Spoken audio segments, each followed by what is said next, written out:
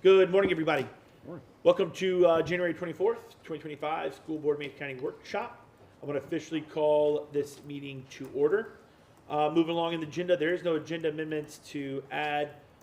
Public comments is item number 3. There is no public comments, so we're going to jump right into our content. First item up here on our agenda is the Audit Committee Quarterly Board Review. So you have Mr. Daniels here to give us that Audit Committee report, so take it away. Thank you very much. Chairman, members, welcome to the new members. Thanks, Jim. See some old faces. This is just basically going to be a quick update as to what we're at. We've got an engagement letter come to us from Purvis Gray, who is going to be the outside external auditors for next year. It's probably going to come to you on the board meeting in February 25th, but it is for the internal accounts only. We'll have the Auditor General here doing the full financial audit this year.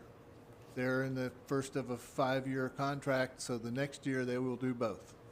But again, it meets with what was in their proposal. It's been to the audit committee, it's been to the attorney, it's ready to come to you at the right time.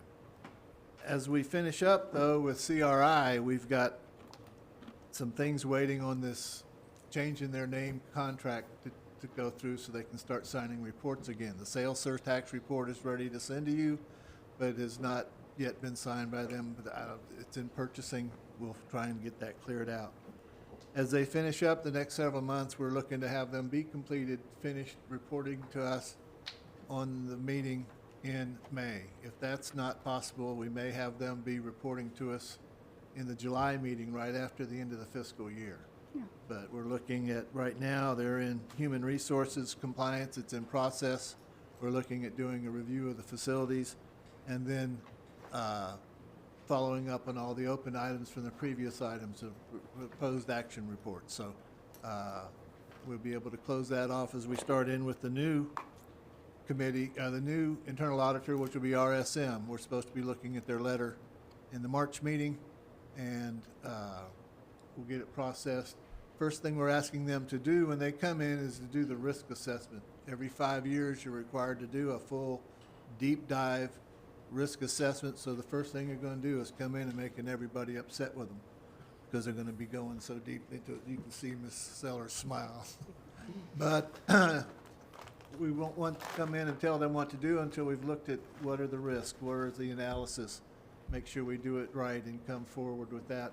So we're looking at where there's potential problems, not just to do things to do things. CRI is going to finish in the March committee meeting. We're, like I said, looking at that engagement letter. We're also going to do a detailed review. We're in the process where each of us are looking at some of the charter schools and looking at, are they conform, are they there? We're looking at the reports that they're issuing. We're looking at the way they're valuing their assets. We're not saying it's right or wrong. We're looking for consistency. So when our staff goes and evaluates what there's potential risk for or not, they've got apples to apples, not any oranges in there.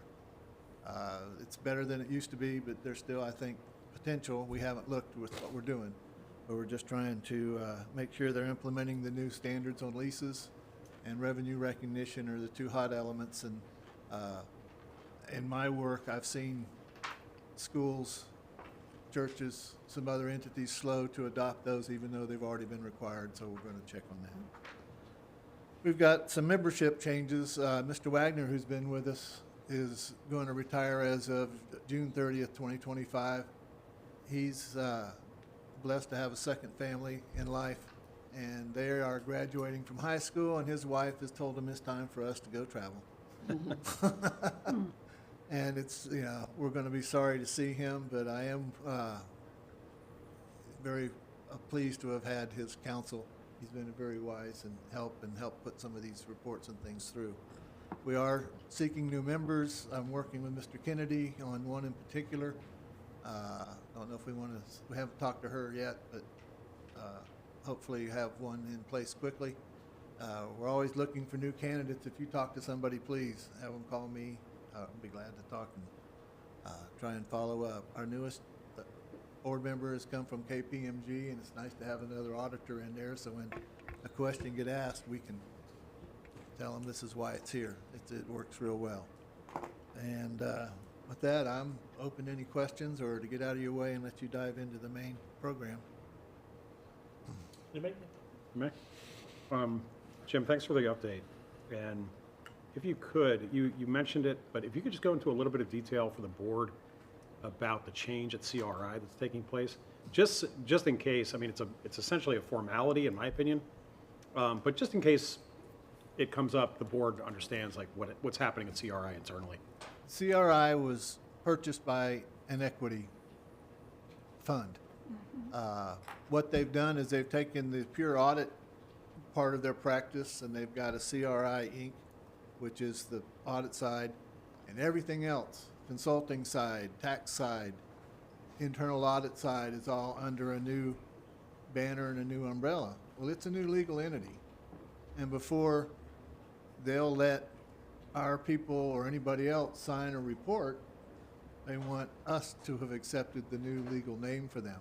It's been through the attorney's office, it's been in purchasing, I understand it's signed, and they're working on a few details. So I'm hoping to have the sales surtax report for you guys to have and get out here real quickly. But it's something that's happening in the industry. Cherry Beckert, who was our previous external auditor, has also been the same type of a transaction. And the impact on that was Sarasota County, I understand, had selected them as their new auditor. And then when this came through and the changes that were involved, they deselected them and selected somebody else. So, I mean, it's an impact on us as a society, as users.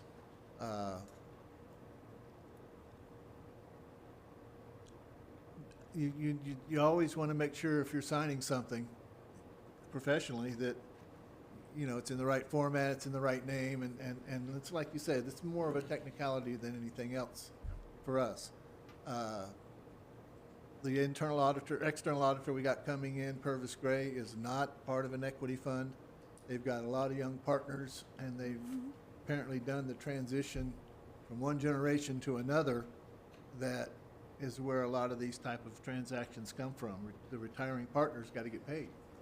Well, they've brought in a bunch of new ones, and it seems to me, looking at it, that we're going to have a regional Florida firm looking at us for the next 5 years, which gives us, you know, like doing stuff at home. But I hope that answered your question, Mr. Kennedy. It did. I just want to make sure the board was aware. Yeah. It was covered really well.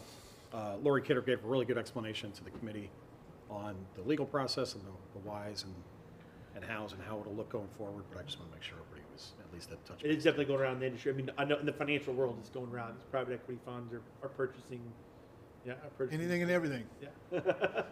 So, any other board member questions? Other than we just had a real brief conversation that some of the allocations that CRI has that we want to use, that perhaps portion of those allocations in the CFOC. It's my understanding there is some funds that we will not be using that were budgeted. Right. Use of those is at the board's direction, and I know CFOC has been a target. We've had a short conversation. I'm going to talk to Ms. Kidder, get her contact with the purchasing and see if we can't get that process going. Engagement letter of some sort. Right. Okay. Because I know they have been asking for that kind of engagement with their committee as well. So. I don't know. You tell me better about financial impact. Could you clarify which fiscal year CFOC is asking to have audited? I'm guessing the new one. 26? Right. Right. 24, 25? No, yes. Okay. They've issued their last School year. Right. and the next one. Current school year, right. Because their report is almost done for the last one, so, Well, yeah. it'd be good time to get them involved. right. And Process going right, this exactly. And then we'll again look at the new auditors that's coming in after we're done with CRI. But if we have the allocations, might as well take advantage of that with the CFOC. Because Yeah. they've never had that before, and I think this is a good opportunity for them to have that exposure. Okay? Yeah. Matt, thanks, Cut you Jeff. off. And, No, that's no problem at all. Just two things. Jim, as you're probably aware, we approved the ACFR at Tuesday night's meeting. and I didn't get a chance to say this yet, but to Rachel and your team, I appreciate, I know this Oh, was yes. It's a lot. hundreds of hours of Yeah. work in your team, so thank you for that. And Jim, I know you and your team are instrumental as well in the I kind had of only second set of that. eyes. The auditors like working here because two things. Number one, there's very rarely an adjusting entry. It's that clean. And the other thing is that the staff here writes their own financial statements. At a lot of districts this size and smaller, the auditor has to come in and physically help write it, and Rachel's team did a magnificent job. Yeah, no, it's really well done. Thank you. I always find the intro really interesting to see how the demographics and size of the district is changing. Yes. We're up over we're at 56,000 Yep. students now, according to the report. So I That's- first started working with the district back when Gene Witt was superintendent, and doing some things, internal audit style stuff, looking at this or that that had come up, and the district changes between now and then. It's just like driving down the street here in Manatee County. Yeah. There's changes. yeah, we can't widen the streets fast enough. Right. And Chad, if I could, one more thing. This is just a request, and Skip Wagner is retiring. If we could do just a short recognition for him Sure. at the June meeting, Oh, yeah. because Skip's been on the committee for at least 4 or 5 years. Right? He's done 2 cycles. Yeah, okay, two cycles, 2 terms. Yeah, Sure. so terms. Yeah, I'd- we got that down. I'd Yep. appreciate that. Okay, Cool. thanks, Jim. Thank you. Yeah, oh, I'm sorry. Oh, one more. Oh, I'm Keep going. sorry. Uh-oh. So I just want to make sure I understand, the state is coming in to do their, is it every 3-year Every audit? 3 5-year years, they audit? Every do the 3 years? external audit. Okay, yes. when will they be showing up on the property? We'll approximately? probably be getting around April, Okay. when they're doing the risk assessment and when they're getting ready to get started. They'll hold an entrance conference with the superintendent and myself and some staff. And that's the office you used to work for, Ms. Yeah. Sellers, is that correct? Their Okay. operational audit will start first, Mhm. because they have the financials, they'll wait till after the closing of the June 30, but, so they actually do an operational audit besides the financial and single audit. So could you define those terms, operational So- audit, single audit? So an financial operational, audit? it'll be a separate report, and it basically covers some procedures and compliance, like laws and rules, regulations, requirements in literally every area that they have assessed risk that they apply to for their, for all of the districts that are having operational audits in that, for that fiscal year. And then a separate report, like the big 189-page act for, they audit that as well. So we'll get 2 audit reports from them. Okay. And then is CRI coming in again this year to do? what kind of- CRI, if I may, is finishing up what we have under the previous contract. There ends June 30th. It will be finished at June 30th, and we'll have the new internal auditors, RSM, beginning that risk assessment on July 1. So when I hear the word internal audit, what that means to me is auditing the accounts at the different schools. Is that? The school internal accounts Okay. audits. Okay. School That's, internal- that Ju- is Just, I'm not RSM. criticizing Mr. Daniels, I'm just trying sir, to it's keep a all good these question. terms. It's a very Yeah. good question. We have engaged CRI Mhm. to do things like the sales tax, surtax audit, Okay. look at various areas. We've been into purchasing, we've been into various areas. We went over to the financial aid over at MTI. They're a professional firm that does work as a, instead of staff, you use them for your internal work. Right, Now, the internal accounts are all the schools. okay, It's done by the external auditor.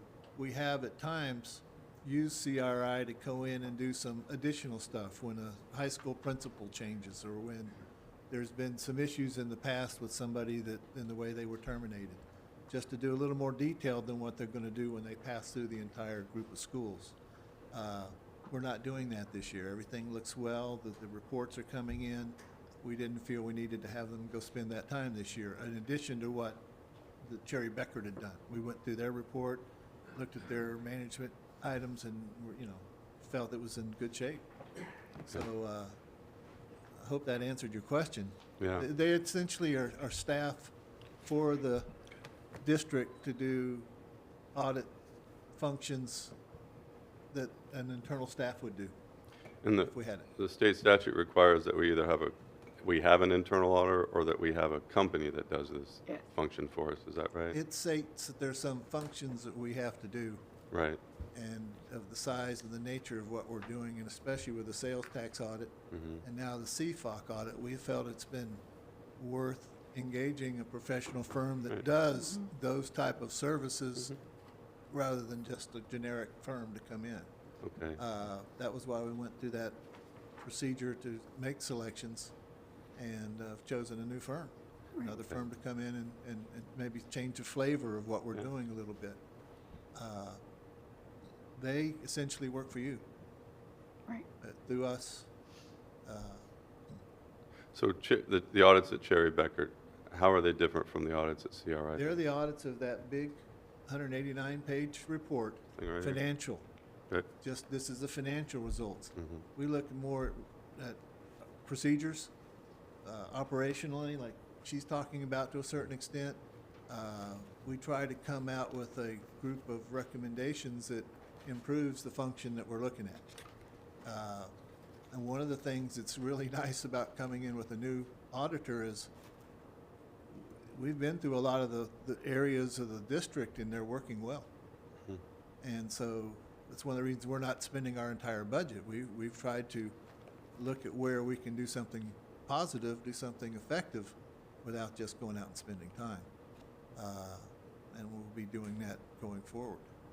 So I should probably know this, but apparently is CRI and Cherry Beckert are not our auditing companies anymore? Or, because you They are said, not. We No, we've changed that. changed. we That's what probably we- voted on that a while ago then. Yeah, we did. So who is our, Our external auditors are named Purvis Gray. and they're They're replacing headquartered out of Cherry Beckert? Gainesville. right? They're the ones that'll come on the 25th Okay, of February. At least that's the tentative schedule at this time. okay, The other one is RSM out of Orlando. They're going to be doing the internal work, essentially working for you. Okay. We're going to get their engagement letter in the March meeting to look at and work with purchasing to get it ready to come to you. But they both start July 1. so when this current contract is over, I assume it goes through the end of June. Cherry Beckert and CRI are still performing work for us, but when that's, or They should be done. they're done, Yeah. they're all done And that's with why I'm it. saying we're trying to get CRI to be, the reports in, everything Okay. finished, all the follow-up. So when we hit July 1, we're done. Okay, I don't like carryover and it, and or- the- I know Mrs. so the South doesn't like company carryover. the company that's replacing CRI again, its name is? Is RSM. Okay, and then, They're an outgrowth of the RSM McGladrey Group, is the number 5 CPA firm in the country. okay, and then the one replacing Cherry Beckert, Is called Purvis Gray. Okay. They're a regional CPA firm out of Gainesville, Tallahassee, an office here. They do what, 600 schools, districts around, I think, not just in Florida, but that's too many. I'm sorry, that number's incorrect. There aren't 600 districts. But they do quite a large number of the Florida districts. We will be a large one for them. They do a lot of the smaller districts, but they have very experienced staff that all they do are the governmental audits. That's who- so Purvis Gray will be doing something similar to what the state is coming Yes. in to do, right? Yes, sir. Okay. And then the other company that replaced CRI will be doing more specific audits within, where we see risk within the organization, right? And And some we reports. target specific areas. We have the sales tax report, which is mandated. Okay. Now we're going to have the CFOC, which is mandated. So there's certain areas, there's certain other areas that some of the statutes say we need to look at through the year. We'll do that. And then look at that risk assessment and see where we have potential problems. And Purvis Gray does an annual kind of financial audit, is that Yes. correct? Yes, sir. And the state comes in every 3 years and does their operational audit, I think. Yes. And a financial audit. Does Purvis Gray do an operational audit, or is it just financial? Not of that nature, no. None of that nature. Okay. That would, if there's operational issues, that's where RSM would be engaged to go take a look at specific areas. Okay. We've had that in the past where we've gone and looked at the procedures and come back and recommended they change, and we do things to have better controls and transparency.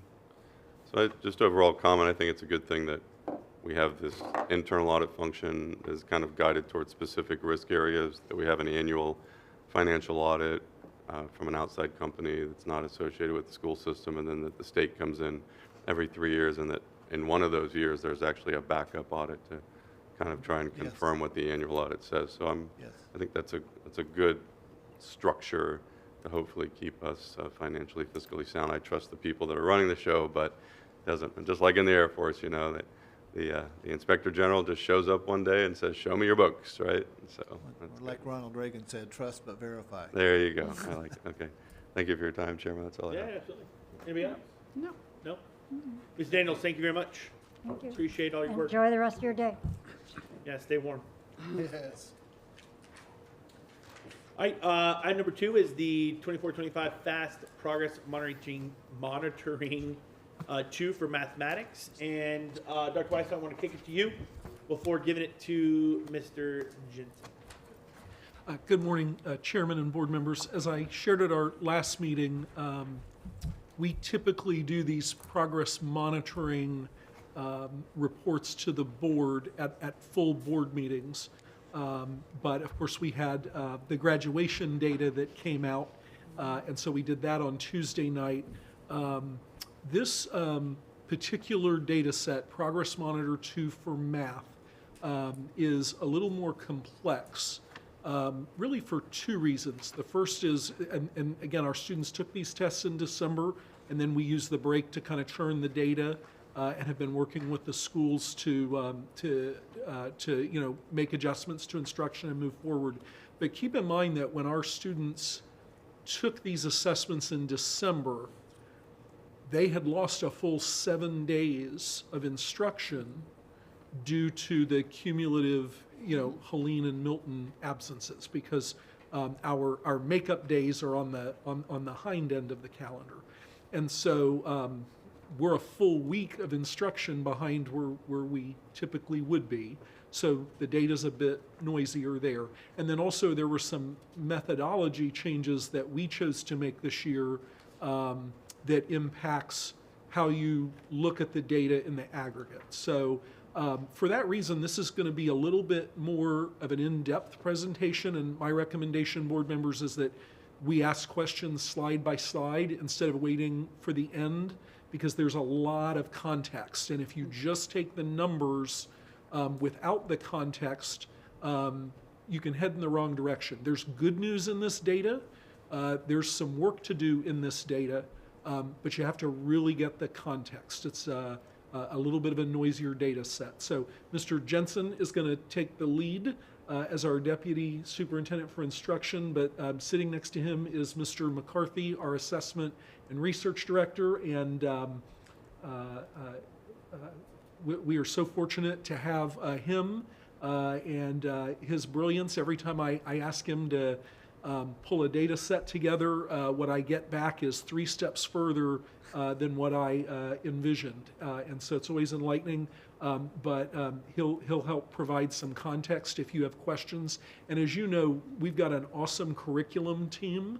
Our 2 curriculum directors at elementary and secondary, and the folks who work for them, they would love to be here today, but we ask that they continue their work in schools so that we don't lose more time supporting teachers and students. So I'll turn it over to Mr. Jensen and Mr. McCarthy, and we look forward to walking through the data with you. Absolutely. Good morning, Chair Cho, board members, Superintendent Weissong. We're thrilled to be with you today, and like Dr. Weissong said, this is a really comprehensive look at our FAST assessment testing, as well as our PM2 math results.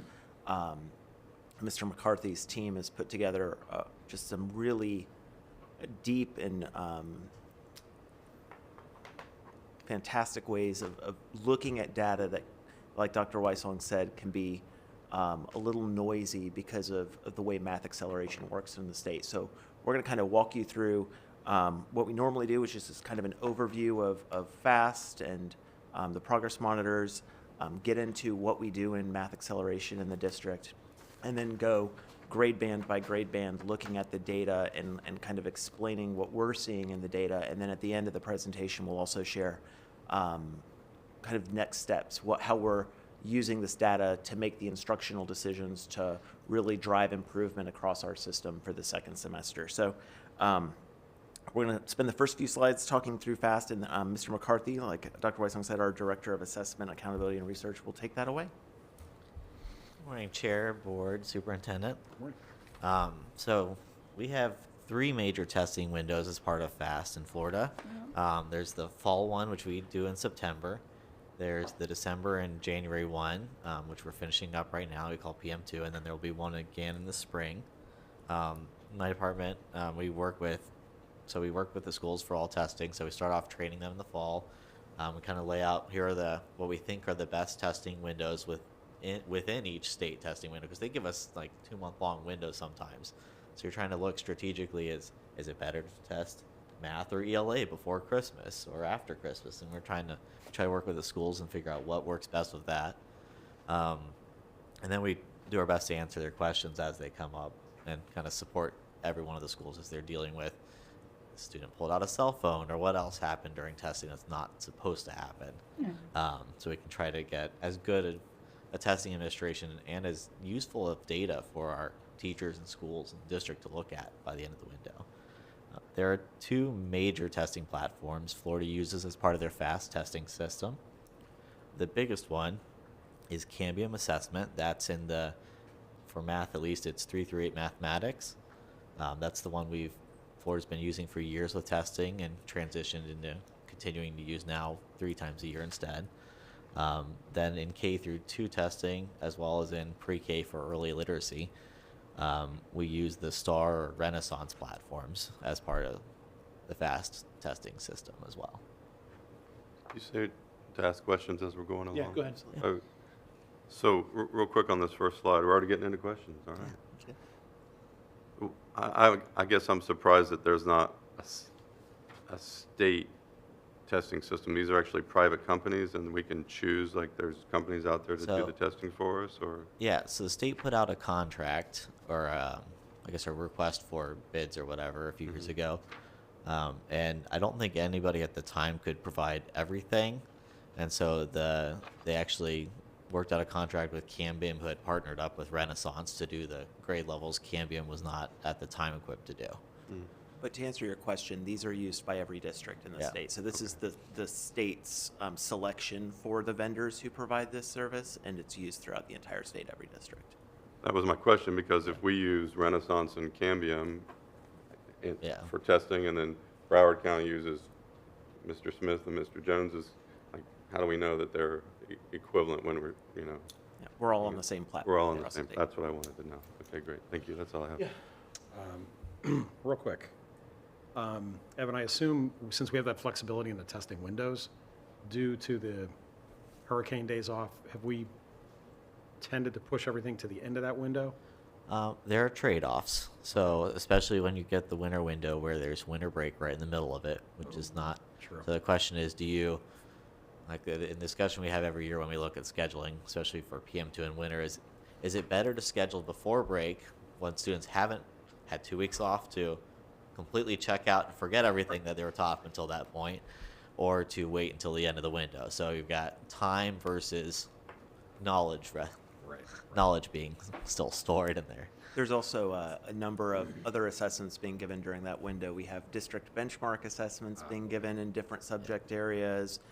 Teachers are giving final exams in certain subjects. And so Mr. McCarthy's team really tries to take in all of those different variables and produce an annual assessment calendar that works for schools, because we know the enormous burden all this assessment places on our teachers, our students, and our administrative staffs. And so it's trying to meet the needs of our schools while administering the assessments we need to administer and collecting the data we need to collect. Yeah, really too, I would add props to our support employees and some of those roles, because when there's a teacher out, they get pulled off their regular duty to go help proctor some exams. One other question too I have is obviously 3rd through 10th grade ELA and math. Those are happening, correct me if I'm wrong, those are happening between PM2 and PM3 mostly?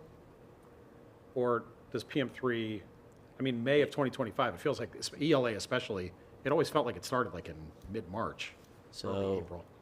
So when they went to the FAST schedule, and I think actually a couple years before that, they compressed everything so you couldn't start spring testing until May.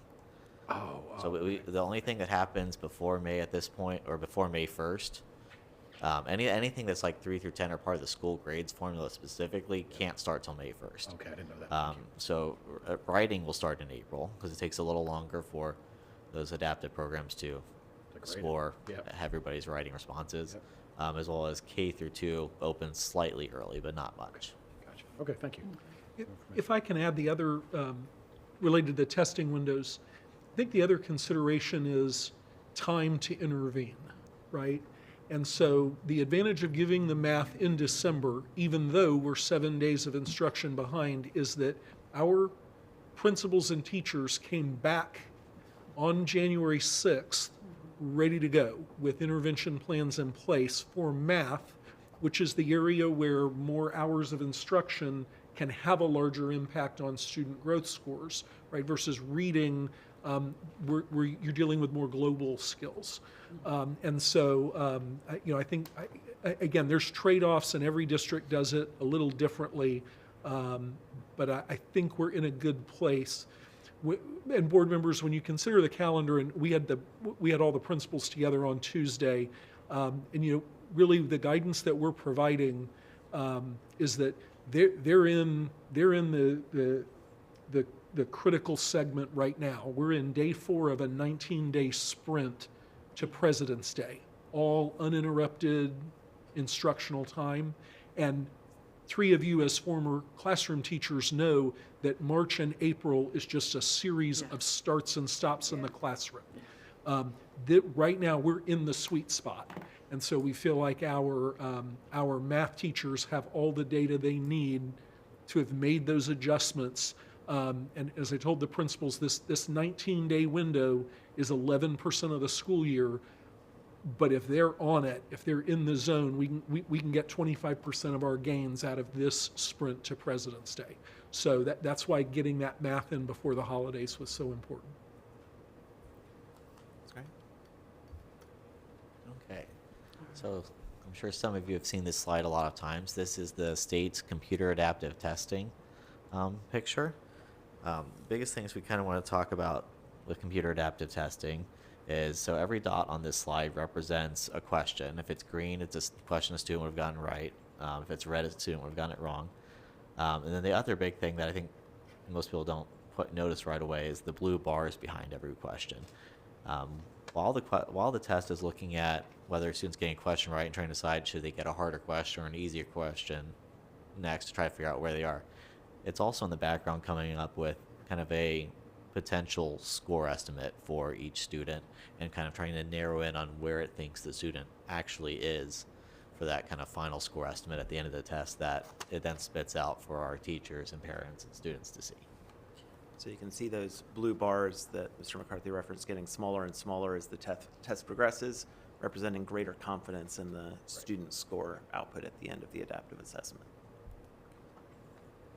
Oh, question. So one of the questions that teachers and parents ask is, okay, so as the computer adaptive testing, meaning that it changes the questions based on student response, is that right? It makes them easier or harder based on students' responses from the beginning through to the end. So the concern that teachers and parents have is that, okay, your kid's doing okay, they've got lots of greens going on here, but then the questions get harder and harder and harder, and is this going to affect the student's score? Because now they're getting a lot more reds as we get to the top of this middle of this chart. Does that mean now their score is going to go down? Is it going to affect their ability to move on to their next grade level?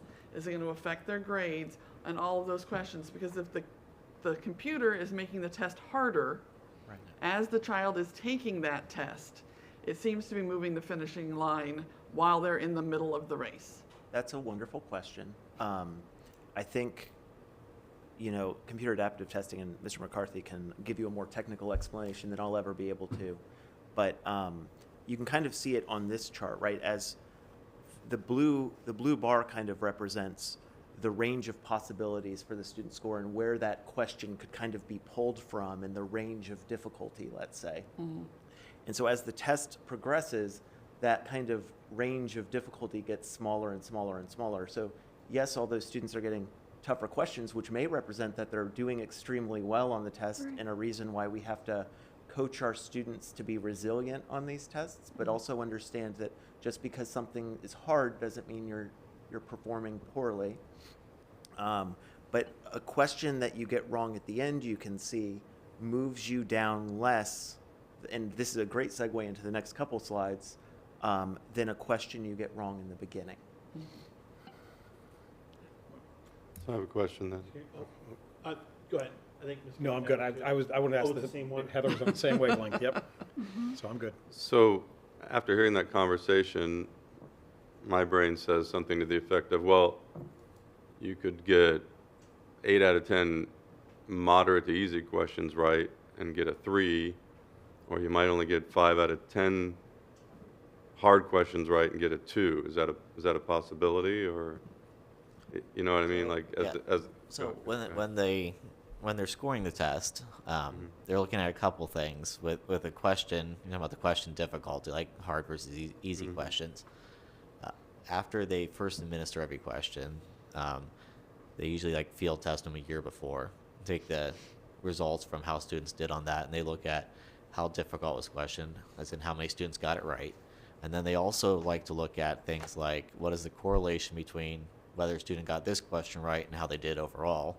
And so a question that your overall high students get right more often than your low students get right has a good correlation there is probably a better question for differentiating what a student knows. And so kind of based on all the information, they give every question kind of different point values towards the overall test score. So like if you got, usually if you get a couple of hard questions right, they might outweigh a lot of easy questions being answered right. So it's not just 8 out of 10 you pass, Yeah. 7 out of 10 you pass. It's not. Yeah, so like kind of going back to the student being concerned that they're missing questions. We got that question a lot from especially our higher performing and higher achieving students that are used to getting 90 or 100% on every test they take, Right. because that test is set usually in the kind of medium range a lot of Right, times yeah. for what you're looking for in a class, not necessarily this one where the range just goes all the way from the easiest possible question they can think of up to something at the insane stretched point of standard mastery. Like the best way to think about it, and it's kind of, I think, why it's difficult sometimes for our families to grasp, is we're all used to, you have a 10-question quiz, Right. each question's worth a point, you get 9 out of 10, you get an A, you get a 90%, right? But that's not the way this assessment is built. Like, you might have a question that's worth 0.1 points because it's very easy, Right. and then you might have a very hard question that's worth 4 points and far outweighs the other points. So the questions, like Mr. McCarthy said, are kind of weighted for difficulty, Yeah. and that helps inform the score generation model. I figured that was the case, is that harder questions got more points if you got them right, and then there's some magic formula that DOE has, right? It's super secret inside a locked vault somewhere. And, do you understand it, or do you? Yeah, it's pretty. There's some pretty standardized formulas out there. There's just different ways that they're applied. So Okay, great. All right, thank you. I'd also like to remind everyone that Mr. McCarthy is an economics major. Ms. Bray had a quick Oh, question. absolutely. To your point of one question might be worth 0.1 of a point, where the other might be worth 4.0. We're communicating that to our students, I'm hoping, so they understand, you know, it's going to be easy, but you're going to have hard ones too, and okay. I just want to make sure, because I guess I don't remember hearing that before in this particular platform, but great explanation, because I wasn't sure how that was measured.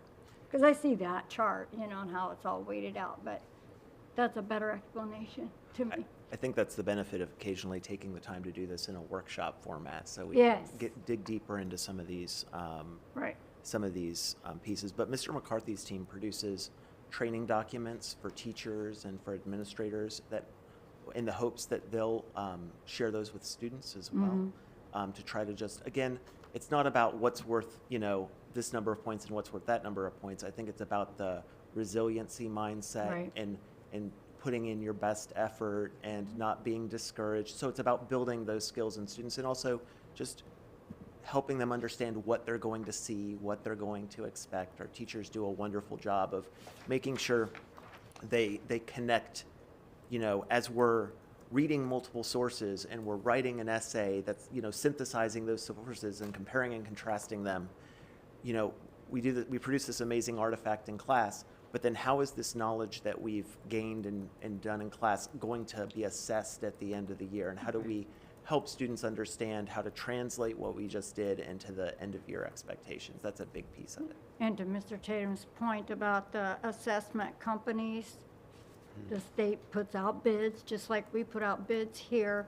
And the two that they selected for this particular one is in Arlington, Virginia, because I wanted to know these things. And the other one, the Renaissance, is in, there's two different U.S. bases, one in Wisconsin, Rapids, Wisconsin, and Bloomington, Minnesota. I think that's interesting to know where we're actually using our vendors from. So I just thought that's kind of fun fact.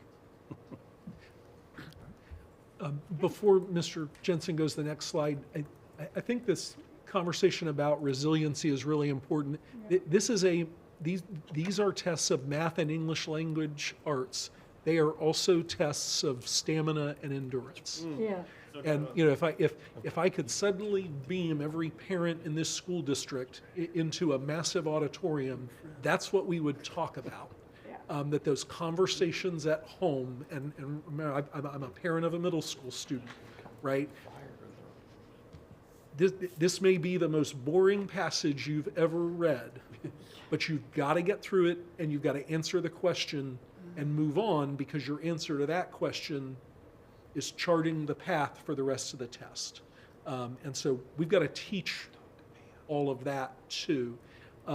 The advantage of the computer adaptive testing, to Mr. Kennedy's earlier question, this is why we can get all of PM3 done in May, have scores back to parents much more quickly than before, and in a normal year, why we now we'll get school grades by June 30th instead of in August or September or October. So in the aggregate, the system works well, but we've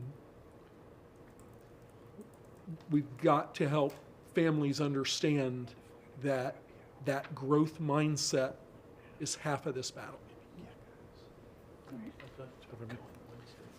Gentlemen, I just want to go back to the schedule again. Well, not the schedule, but the sequence of the tests real quick. So the progress monitoring questions, those are provided by the state. Every kid in the state's taking the same progress monitoring 1, 2, 3, right? Okay. Same thing, obviously, with the FAST testing.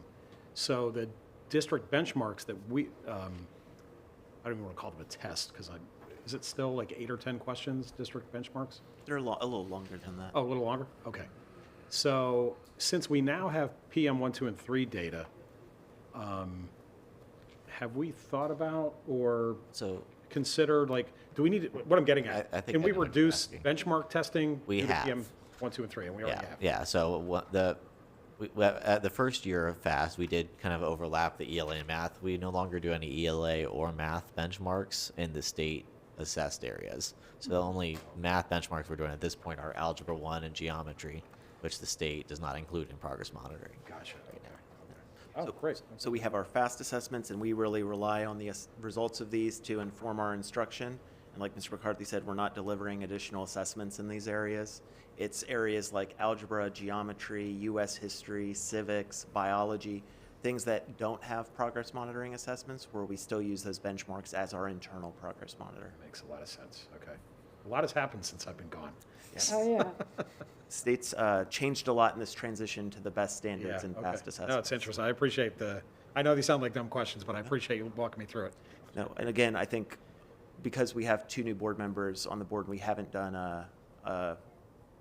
one of these data presentations since you've joined the board. I think this is a great format to go through this. Yeah, thank you. I had a question. Oh, sorry.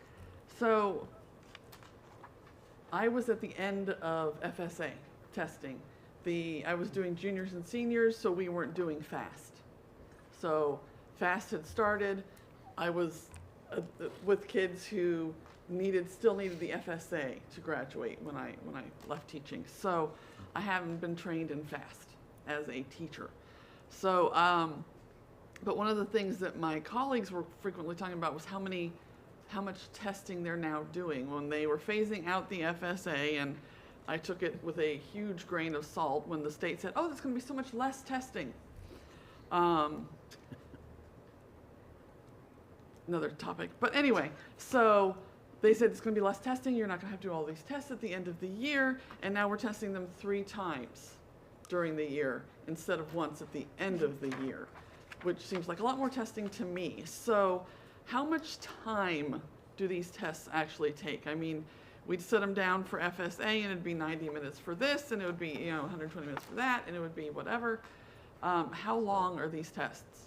So there have been a couple of kind of trade-offs of back and forth since the switch. So like Derek said, we're not doing the district benchmarks in these anymore. So we cut out some district assessments, which was part of the state's goal of doing statewide ones. So there's some trade-off there. We traded one for the other there. One of the other big goals of the state FAST testing transition was to shrink the number of testing days. So instead of, like, it used to be an ELA, like the 10th grade ELA test or 9th grade ELA test, it used to basically be 3 days of testing. Yeah. Because you had a writing section that had to be 1 day, then you had the first section of ELA, then you had the second section of read, or the first section of reading, second section of reading, which also made it a nightmare to try to get some of those concordance scores in for graduates, because if they miss 1 out of 3, they don't have a score. Yes. Now we're down to 1 day of testing. It's so much easier to catch a kid for 1 day of testing than it is for 3 separate days. Do you know how long the ELA is? Time-wise, these are slightly shorter recommended windows, or recommended testing times. I say recommended because within halfway through the year of our first year of implementing FAST, they went from here's how long the test session is to telling us, you know what, students can work up till the end of the day to finish the test. Okay, So so it you was, get into let's say 90 minutes, and then now it's like, well, they're not getting done in time, so we'll just let them. Yeah, so Okay. it's which I think is they're looking at the trade-off of do we want to know what a student actually knows or their relative ability to other students? Because if you're trying to look at how they compare to other students, you would just lock down the test time, and a student that can't finish a test in that time, that tells you something too.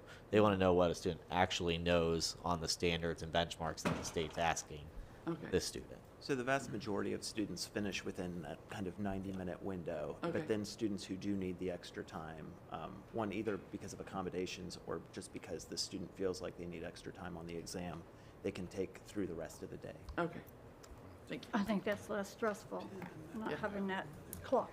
All right. very much. Okay, so kind of continuing the conversation around how adaptive testing works. Like I said, there's both figuring out whether they should get a harder or easier question next going on. There's a score estimate going on, and we kind of wanted to show you with this slide.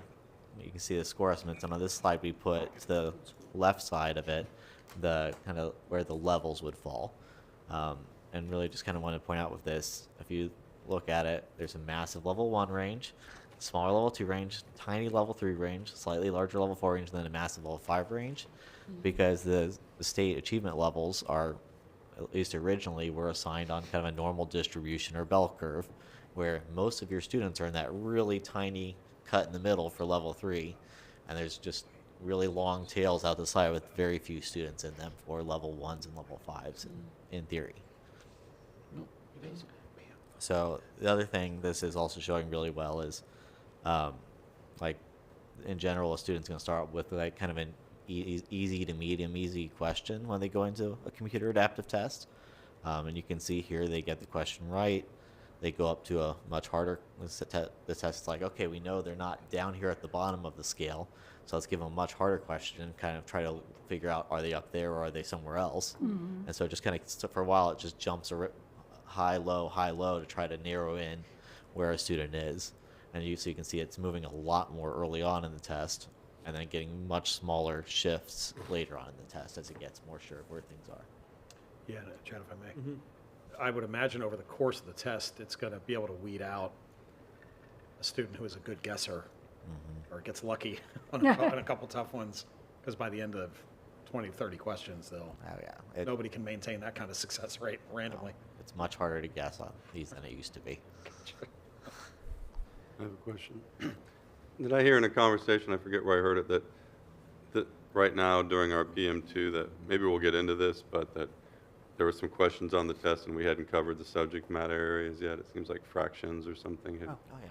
Is it- That'll be an upcoming slide specifically about third grade this year. But yes, these are whole year tests. So even the test the student takes in August, before they've been exposed to almost any of the material in the Right. course, is on all of the benchmarks that will be covered the year in that course.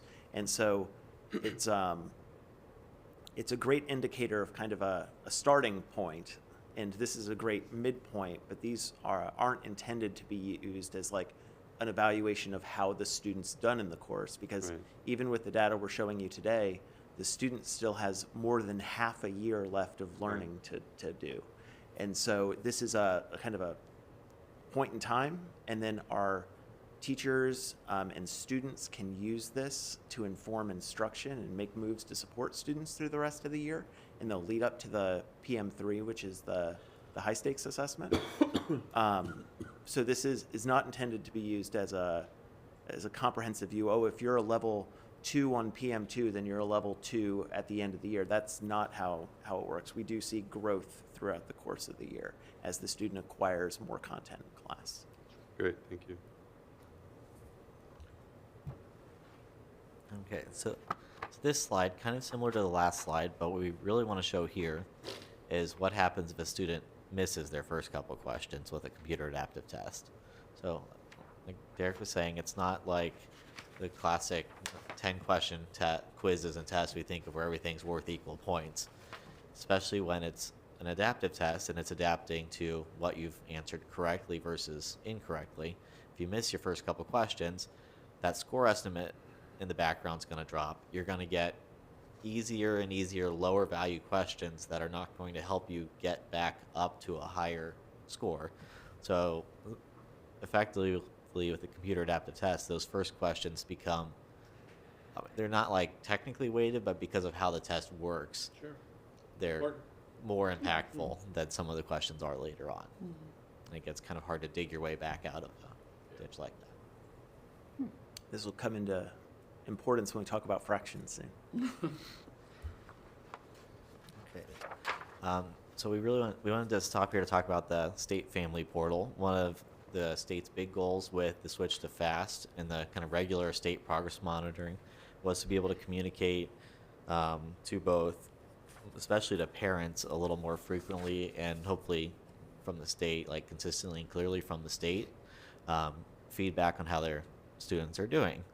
So if for any of our parents in the district, I'm one, if you go into our Focus parent portal, on the home page of it, you'll see kind of in the middle, right above how your students' grades and attendance, there's a little link to the state that says Florida State Assessments or something. And it clicks you through to the state family portal, which has very specific information on how your student did on each parse monitoring. And I think it's going to store every single year's worth of FAST as it goes forward. And then there are places where they can click and see on this kind of body of knowledge or standard or benchmark, my student did like this, and you can kind of really, and then there's specific feedback for your students and how you can work with them at home and things like that too. And the parents get the results very quickly after the administration. Are they able to access that from their phones Yeah. easily? Because not everybody has computers. Yeah, so actually I was looking at it on my phone the other day to show it to my wife. Okay. Anything. Yeah, once you get into the click through to the family portal from Focus, it worked really well on the phone. Okay. It's a nice Not adaptive. everything is Yeah. as compatible on a phone as it is on Yeah. a computer, so I wanted to check. And kind of part of that, one thing we kind of wanted to talk about is kind of understanding, and what we've talked about with this is mid-year results or PM1 or PM2 results. The state's not expecting a student to be fully mastered at full mastery of standards yet. This is kind of a checkpoint along the way to see what information a student knows already, what unfinished learnings they have coming up, and kind of look at that stuff. So it's not, every once in a while I get, some calls make it through to me that of a parent that's really worried their student's not already at a level 4 or 5 at PM1 or PM2, and it's not, that doesn't mean anything at PM1 or PM2 because your student hasn't been, they haven't had a chance to learn the information yet. It's coming later on. Right. I have a question on this, please. So on that slide, after the yellow highlighted area, it says, these results are for informational purposes only and should not be used to identify areas that may need additional Should be instruction and used. And support. should be. Should be used. It should be used. No, maybe my eyes didn't work. Okay. These results are for informational purposes only and should be used to identify, there you go, should be used to identify areas that may need additional instruction and support. What kind, can you give us an example? Let's say Jimmy Jones scores a 1.5 or whatever. So what happens? What does a teacher do with Jimmy Jones's score and what happens? That's a great question. In glad I asked addition that to producing a lot of the data you'll see today, which is really like global data kind of rolled up across our whole district, which when it comes to classroom decision making isn't particularly useful. Mr. McCarthy also produces, and teachers have access to in the portal as well, benchmark level data for their students. So they can see all the students in their class and they can say, you know, Johnny struggled on these number sense and operations benchmarks, but did really well on these algebraic reasoning ones. And so then they can identify specific benchmarks that the student struggled with and maybe their whole class struggled with in general, and then reteach those, pull small groups for intervention. That's when it's that like granular level of student and benchmark data that is the most useful for instructional purposes. But the raw level, like you identified on its own, isn't particularly useful to tailor instruction with. So we do that, Mr. McCarthy does that for us, kind of takes the data and makes it more useful for our teachers, let's put it that way. Absolutely. Yeah, I think that, I was hopeful that's what, I'd heard that that's what we were doing, that literally we can take these scores and, like you said, break them out into, did well in fractions, didn't do real well in algebraic equations, and then almost individually target students or small groups of students and figure out what they need. That's really good. The last slide kind of identifies some of the things we're doing moving forward in the deck. One of those is like our curriculum team, like Dr. Weissong said, is absolutely amazing.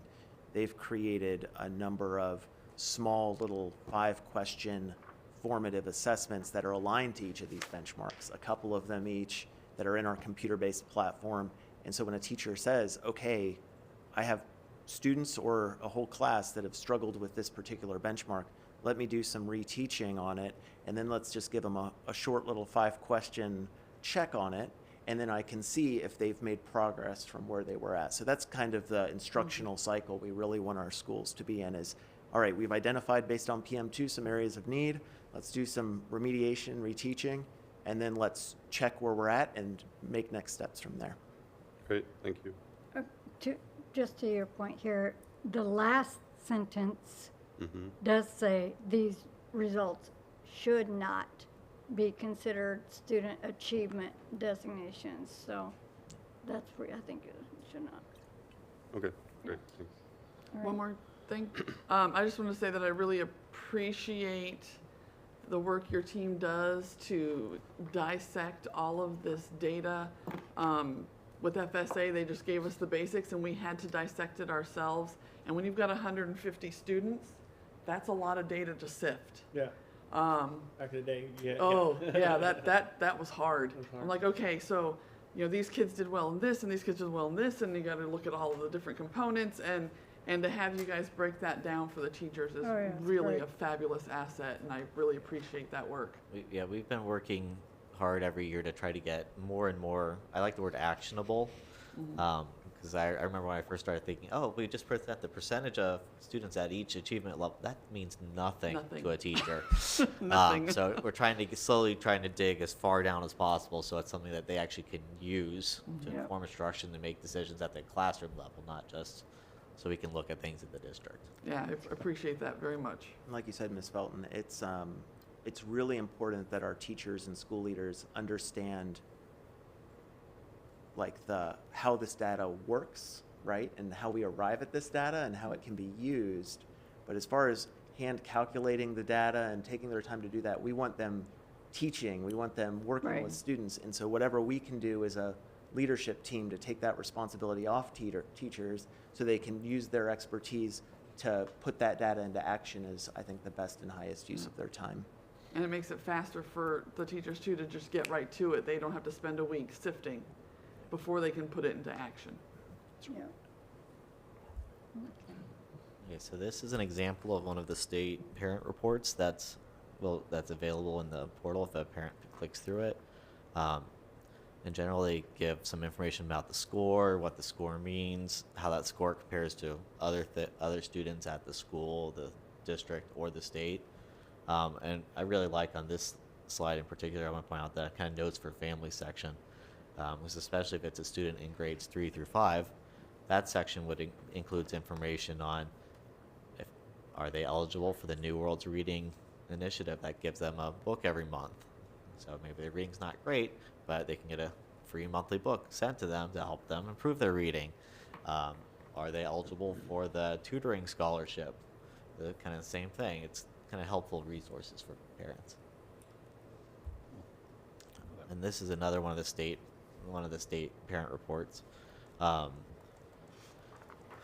What really here the most valuable part is over on the right in the green section, the kind of achievement level descriptions. This is where it starts drilling down very specifically into what a student, in trying to communicate to a student what or a parent what their student actually knows, with specific things and how they're they may have come in at this achievement level. Why are they defined at this achievement level? What things do they know? What things do they not know? I just have a question. So this is what a parent can see? Yeah. Say, I don't have children in school, so I don't have that kind of access. So this, when they go in to look at what their student's doing or their child, this is exactly what they see? This is what they would see in grades 3 through 10. Right. It's a little right, so different it'd be for different. K2. Right, But okay. there's still really useful things in K2, and in general there'll be tabs of here's your overall thing, and then there'll be like click on your detailed report. Click through it, it'll give you a breakdown, and then there'll be options to click on category results or things like that. And you can see a ridiculous number of specifics about how your student did on specific things. And this is what they exactly know. what a teacher sees about their student. Right, okay. Awesome. This is the school. This kind of touching on the school grade components for the 24-25 year. Kind of we're talking about everything in orange. Since we're doing our PM2 math, we should have all the light blue stuff, all the reading things coming up in a couple weeks. Mm-hmm. But here you can kind of see how all the math data will eventually feed into the school grades.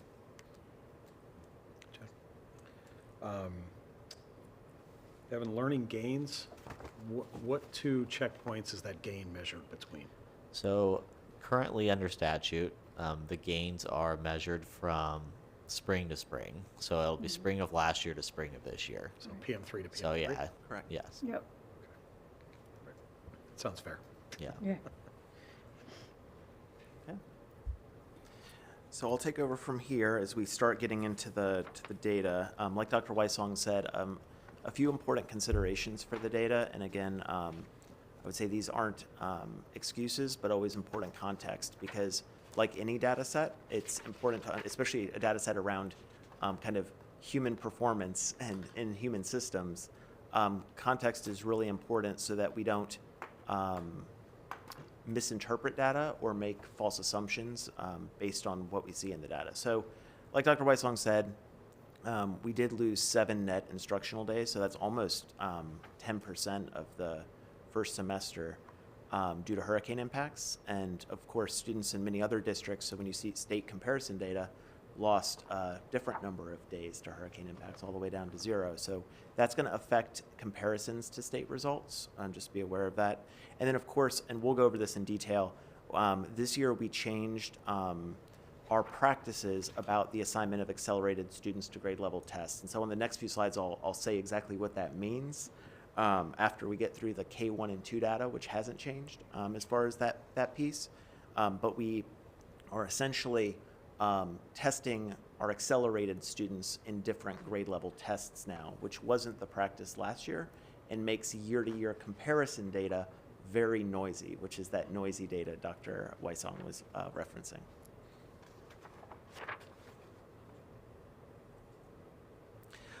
So the K1 and 2 data, which is given in the Renaissance Star platform, is the least noisy data, we'll say, because the platform hasn't changed. The same bands of students are taking the same assessment year over year. And as we go through these slides with you, there's really two types of slides that you'll see for each set of grade bands. You'll see the growth within the year. So this is an example of one of those slides. You see PM1, you see PM2, and then you see the change PM1 to PM2. And so this is a slide that shows the growth from August essentially through December, early December, when they took this assessment. On the left-hand side, you see the current performance levels. So you see the students who scored, the percentage of students who scored level 1, percentage of students who scored level 2, and then the percentage of students who scored level 3, 4, and 5 aggregated there. Those would be on grade level and above students. And that's kind of the way a lot of these slides will look. But the next couple of slides, after we go through the two slides for each kind of growth within the year, so this is growth within the year, the next ones will show growth year to year. So how did we do PM2 last year versus PM2 this year? So you'll see both views. So this is within the year growth, and obviously we have some work to do to build some skills as far as growth goes relative to the state.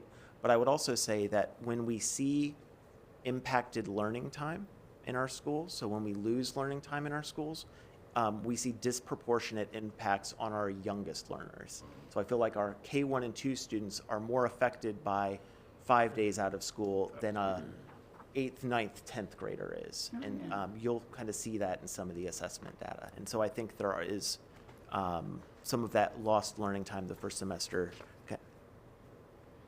is aligned to this growth data. Mr. Jensen, real Yes, ma'am.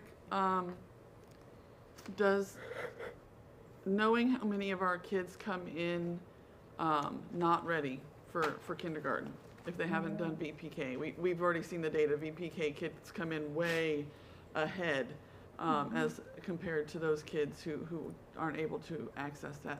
Does that also affect these scores as well? I'm getting the growth because they are not coming in already having done this stuff before in VPK, so now they struggle more. With the missing of school, is there any indication of that, or? I mean, as you know, walking kindergarten classrooms, the kindergarten teachers are magical because they They are. they take students who come in and don't know how to do school at all, and in like a quarter, they teach those kids how to do school. And it's pretty remarkable, the transformation that happens in kindergarten classrooms. I would say, yes, we would see kids come in stronger with a greater enrollment in pre-K, the greater number of students. I mean, that data is very clear. But I would also say that, when we look at our PM1 data, we're pretty closely aligned to the state on our students coming in K1 and 2. And it's really the growth we see PM1 to PM2 on this slide. And in that case, we are lagging a little bit in those grades. And I would say, again, I think some of the lost learning time plays a big role in that. Okay. All right, thank you. And I call that the first part of a kindergartner that had not gone to VBK as teaching them classroom etiquette, how to hold a pencil, how to, that's the biggest part, I think, and I've been harping on that to people, that VBK is so important because by the time you get to K, you've already mastered a lot of those things. Those skills. So, okay. And then for each of these breakdowns as well, we always show district-operated schools versus charter-operated schools comparison data.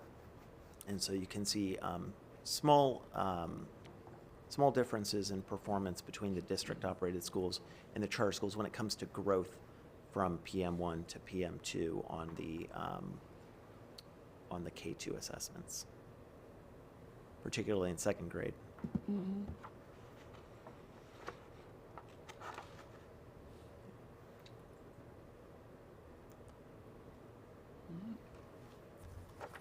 So the next slide is that year-to-year comparison. And this is where we look at where we were as a district last year on our 23-24 PM2 and this year versus our 24-25 PM2. And you can see the state change, the district change, and the comparison data there. I think one thing to put out, to point out is actually relative to where we were last year, we're fairly stable despite the hurricane impacts. But particularly in kindergarten, and we're you know, relatively close to the state, both good and bad depending on the grade in 1 and 2. So I think where you see the greatest impact is kindergarten, and I would say a lot of that stop-start learning that happened because of our hurricanes probably very much impacted kindergarten during that first semester.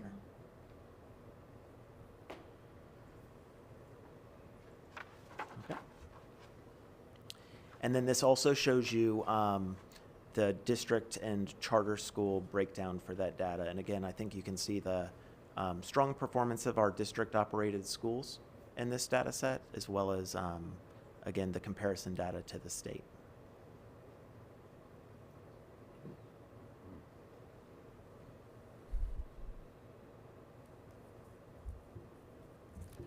Chad, if I may? Yeah.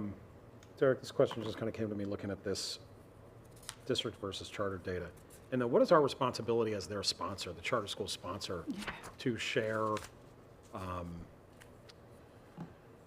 me just ask this, are they completely on their own? Obviously, they look at the same data, they get all the same reports that we do at the district, but we're not required at all to share curriculum or any of the things that we're working on for our public schools. We're not required to necessarily share with them. They're on their own for interventions and so forth? For the preponderance of them, yes. I mean, there's small things depending on grant funding and direct services being provided through grants that can affect that. But I mean, they have access to all the systems, so they get their FAST data out of the systems. Evan does provide the charter school team here with just the charter school data breakdown, kind of like this after the assessments. But our charter schools operate fairly independently when it comes to how they use data and the interventions they have in place. Okay. So yeah, we're not providing a lot of district resources and time to provide them support where they see it's needed. They're on their own. Predominantly, yes. Predominantly, okay. Yep. Unless we're legally required through an application or whatever. Correct. It depends on funding sources and you know, those types of elements. Thank you.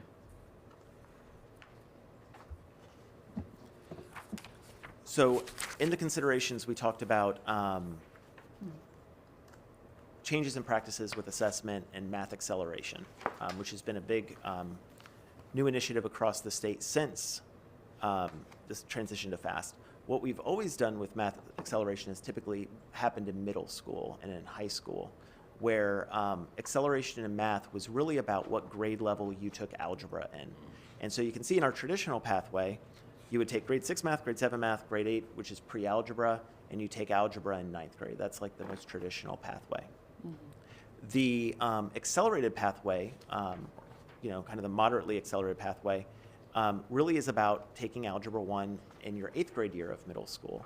And so you take like a grade 6 accelerated course, a grade 7 accelerated course, and then you're in algebra as an 8th grader, and you're probably in geometry as a 9th grader. And then in your most accelerated pathway, those are for students who really come in highly accelerated in math. They take that grade 7 accelerated, which is basically a hybrid of grade 7 and pre-algebra in that most accelerated pathway.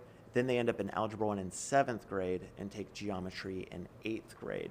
And so really it's about acceleration has a lot to do with where in your progression of year to year you take algebra. To prepare students for this, the state added course codes for elementary accelerated math. And so with the transition to BEST, we implemented these grade 3, 4, and 5 accelerated, we call them affectionately grade like 3A, 4A, 5A accelerated math courses. And they cover an accelerated progression of standards. So we'll see on a slide in a couple slides, grade 3 covers all of grade 3 plus half of grade 4 essentially. And then grade 4 accelerated covers the rest of grade 4 and all of grade 5. And so Students cover standards at a faster pace, hence the name accelerated. And the change in practice this year is the bold text on the right of this graphic, which is we changed what grade certain accelerated classes tested on. So previously, prior to this change, as we've transitioned to invest and transitioned fully to the FAST assessments, grade 4 accelerated math, which would cover the back half of grade 4 and all of grade 5, would take the 4th grade assessment.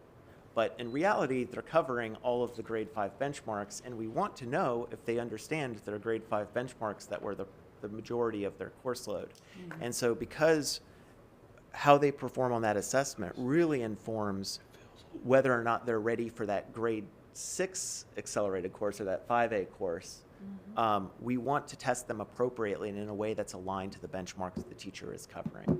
And so we've changed the assessed grades for some, or the assessments for some of these courses.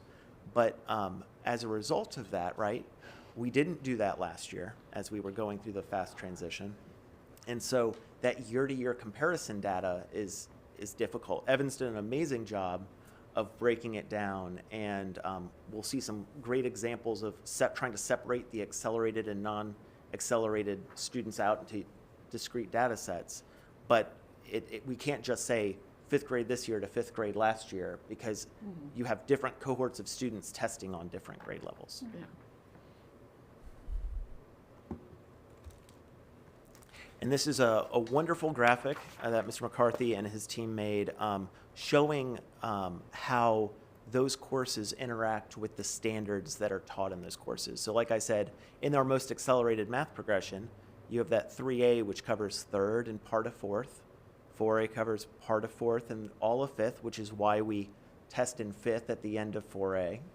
You have 6th, or 5A, which covers 6th grade math. So the students now test in 6th grade at the end of that. It would, if we tested them on 5th grade, they hadn't actually been exposed to any 5th grade content. They did that the previous year. And then 7A covers the back half of 7 and 8th grade math, and then into algebra and geometry. So you can see the rationale for the testing change has everything to do with the content the students are encountering throughout the course of the year.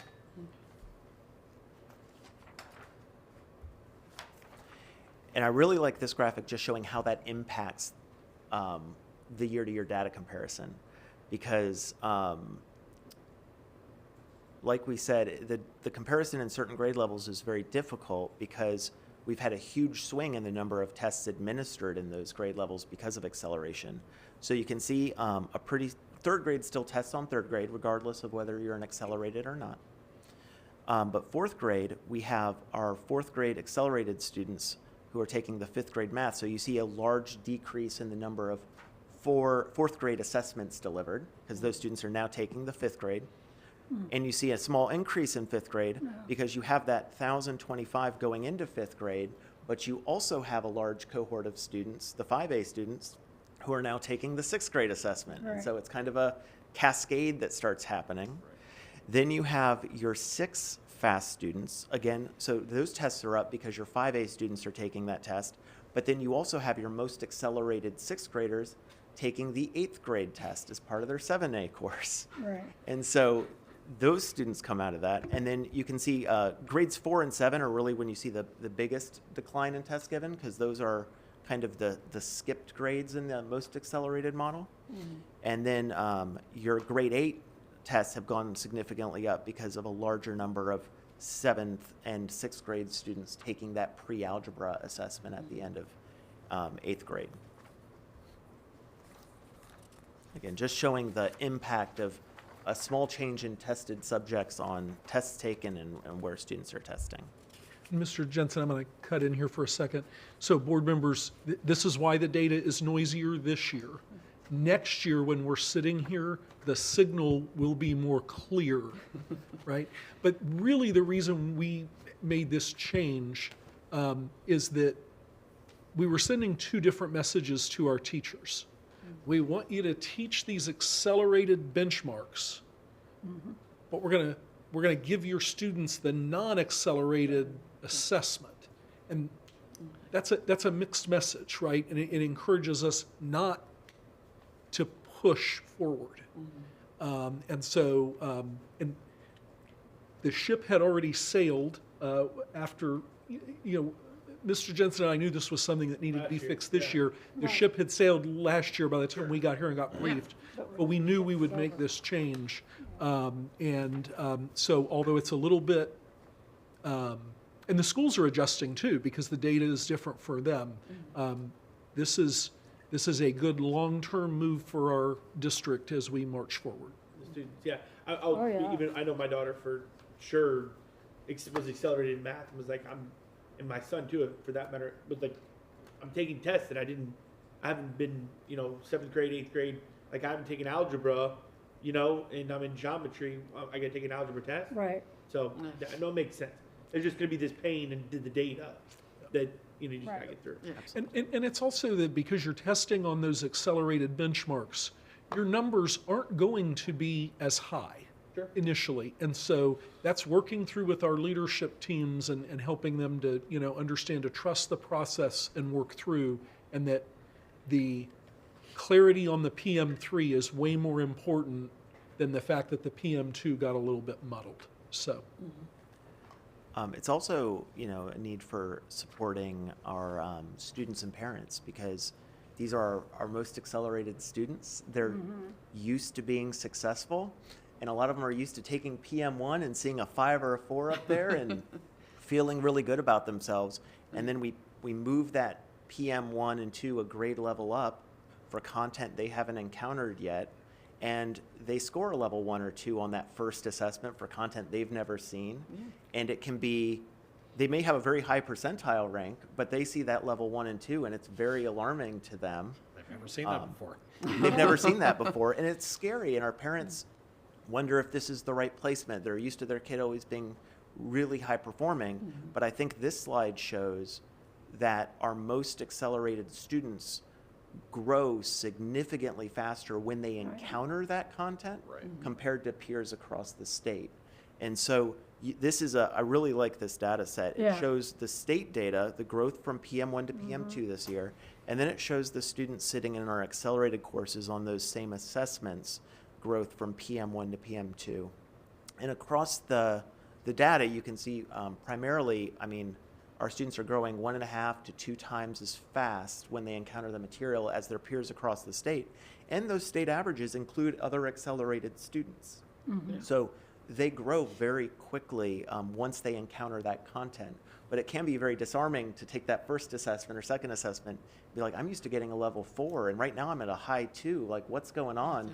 They will be successful. They're on the right trajectory, but it's because they're testing on the appropriate content, it's showing that trajectory instead of starting the year at a 5, being a 5 on PM2 and being a 5 on PM3. And that is different for some of our families. And it's a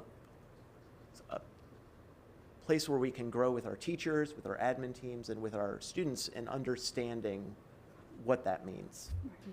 This is, and again, this is step one in a process that won't fully play out for 6 or 7 years, but board members, these types of changes are what is going to lead to more of our kids getting into AP, Calc, AB, and BC, and the equivalent courses. This is what's going to get more of our kids into physics down the road, into these. And again, we offer these courses now, but more of our students can take these classes and be successful if we get the trajectory right in elementary school. So this work right now that our teachers are doing is going to pay off for these students in 5 years.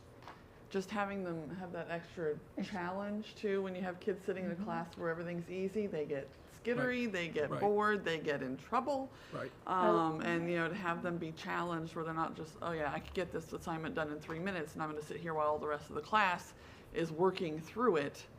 That's really nice to see. Right. I know as a former, oh, I'm sorry, Dr. Wall. No, I was just going to say, we all know the research is clear. High expectations leads to higher results. Yeah. It's just about having the support structures in place. I like this slide a lot. And that, you took my key word there, it challenges our students. But it also, with the accelerated, if they're in, you know, 4th grade and they're getting 5th grade material, it's a sneak peek of what's coming. So every year, they're better prepared for that grade level. I mean, imagine going from, you know, 6th grade to 7th grade, there's whole new, another level of education, a whole another level of materials, but they've already seen some of it. And we've never done that before. We have, in a sense, but this to me is a beautiful snapshot of when you change your mindset up here and it goes down to the school, this is the results of it. So I like this a lot. I think it's fabulous. This is our, like we did Tuesday, our future brain surgeon. And I can't remember what the other student was about. This is their path. That's Yeah. a great point, Ms. Spray. There was always feedback from students in kind of previous acceleration models and families that kind of when they got to that middle school acceleration piece, they felt like they almost like skipped forward too far. Like it was a rapid acceleration where it's like suddenly you've missed all of the 6th grade content and now we're hitting pre-algebra. The intention behind this pathway is to provide students lots of on-ramps and off-ramps for what's appropriate for them and their developmental needs, but also to create a consistent progression of learning so that students kind of accelerate gently up this path instead of having Big more of a steps. stop-start, right? Yeah, a glide path instead of a mountain to climb. Okay. Perfect. The next slide is kind of the consolidated results that we looked at just for K2 as well, and this is the 3-5 results. Some important context for this slide is that this represents the grade levels tested, so the test they took. So this is, you're seeing, what you're not seeing on this slide is your 5A students' data, because your 5A students took a 6th grade assessment. And so what you're seeing here is your 3A students, which are included in your 3rd grade data, along with all the other students. You're seeing your 4th grade, which does not include your accelerated students because they're in the 5th grade data. So really your 4th grade data is all your non-accelerated students. And then your 5th grade includes your non-accelerated 5th graders and your accelerated 4th graders. And that's why you'll see, like for example, a lower score than we would traditionally have in at PM2 in as far as on grade level for 4th grade math. That's because we've peeled out a large denominator of accelerated students from that grade band. It's almost like the new algebra, where you saw 8th grade math be kind of a much lower data than all the other grade levels. It's kind of like that now. So really, it's not so much that we're seeing 4th grade, we're seeing those who took the 4th grade level test. Correct. Okay. But what I think is really neat, even in that grade level with those students peeled out, we're seeing strong growth from PM1 to PM2 relative to the state cohorts, which includes a lot more accelerated students. I got one quick question. Derek, how does this affect, and maybe it doesn't, a school grade? Like if you have a 5th grader who's actually taking the 6th grade math test, which school grade does that kid's data get applied to? It still counts for their elementary school. So Still a 5th grader, even though they're taking the 6th grade. correct. So that it would have been extremely, I mean, we're always going to do what's best for students. It would have been extremely detrimental for school grades, though, too, if those students didn't count for some reason. But they do. They just show up in the school as 6th grade assessments. Okay. And I they was count. hoping so, just want to make sure. Correct. And they still count for learning gains. They still, it's still very similar to all the other Gotcha. Thanks. pieces. And keep in mind on the other end of that the high schools miss out a little bit because our top students will be done with geometry by 8th grade. And so those top performers going into our high schools aren't taking a high school math test. And so they're not contributing toward that school's march to an A. And so you could have other districts or other charter systems that don't accelerate because they want to make sure they get credit, Sure. right? We're not doing that. We're doing what is best for each child, Yeah. regardless of the disadvantages in the accountability system. Yeah, that's a really interesting point.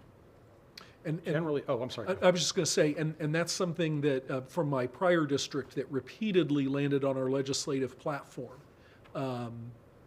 and could never get any traction with it. But again, our high, when you're a high acceleration district, your high schools do pay a little bit of a penalty for that. And that's the point I want to talk about is generally speaking, kids that are on this accelerated pathway are much more likely to be enrolled in AP classes or ACE. And so we're still going to get that acceleration bucket somewhat filled. But you're not getting a proficiency check for mark. those students, and you're not getting their learning gain Because that's going toward their college. if you weren't accelerating. So you're missing out on those two components of the accountability system in high school. And again,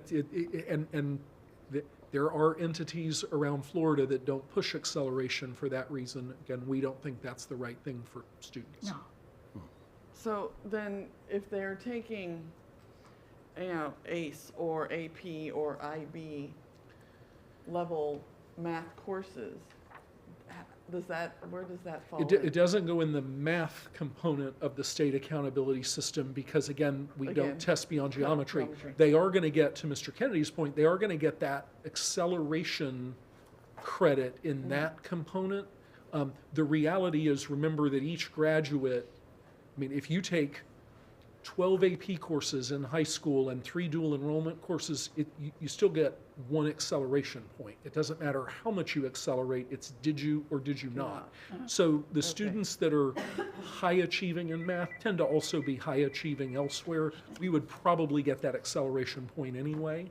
So I don't know that the high schools necessarily are benefiting from that.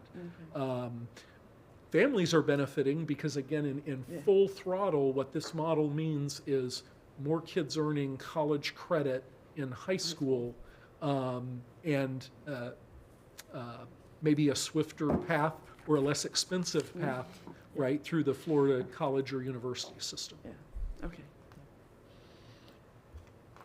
And again, this is that same data broken down as a comparison between district-operated and charter schools. I think you can see some of the impact of where different schools accelerate and do not accelerate students inside of this data. So for example, 3rd grade is pretty clean because all of our 3rd graders are still taking that 3rd grade assessment. But you can see our 4th grade data, although we grew well, that percentage of on grade level or higher at 16%, that's much lower than the state and the charter schools. But it's because we accelerate a significant number of those students into 5th grade and are assessing them in the 5th grade bucket. And that's where you see the larger growth and the lower number of level 1 students at PM2.